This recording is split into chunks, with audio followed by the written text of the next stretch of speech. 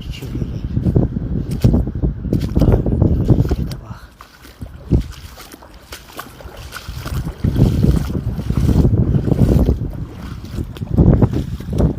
Bir de bax belə bir vəziyyətdir. Ancaq dəhşətli bir vəziyyətdir. Bax fikir verin. Görün. Ayaqqabının yaxşısına kimi bax. Hatta biraz sonra da fikir verin. Bax fikir verin. Buradan ne baş verib? Deməli maşınlar batıb. Və diğer taraftan bax burada da iki evakuator maşını var.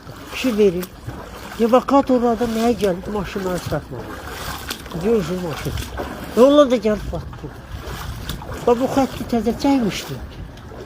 Kanada çəkər. İnsaf və yaxşı çəkmişlər.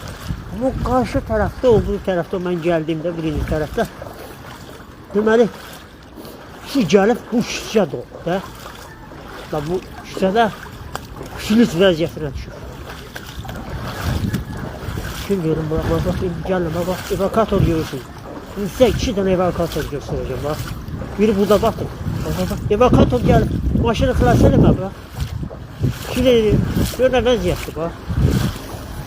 Dəhşətdir, dəhşət. Dəhşət. Öyle.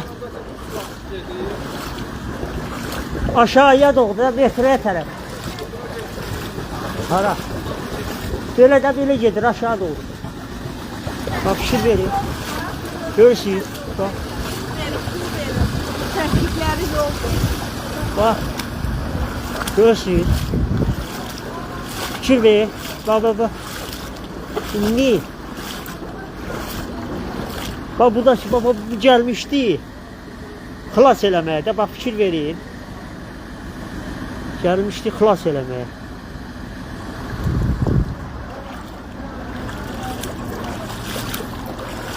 Özü də qalmır orada. Neynəsin?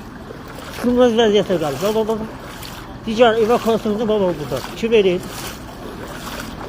Hələ indiyənən kimdən belə şey görməmişəm ha. Dəhşətdir, dəhşət. Vəhşətdir, vəhşət. Allah bize yardım eləsin.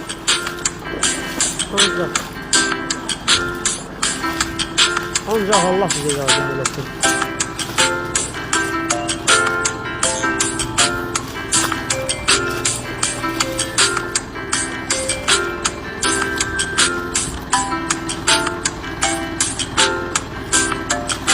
Baba fikir verin baba. Bir de burada qalıb baba. Görürsünüz evakuator gəlib. Köməyə gəlib özləri çətin vəziyyətdə. Bax fikir verin. Batıb qalıb burada. Fikir verin. Buna bax. Görürsünüz. Nə günlər var. Görün ki nə günlər var. Görürsünüz. Şurada dəyişək. Bura təzə çəkilmişdir.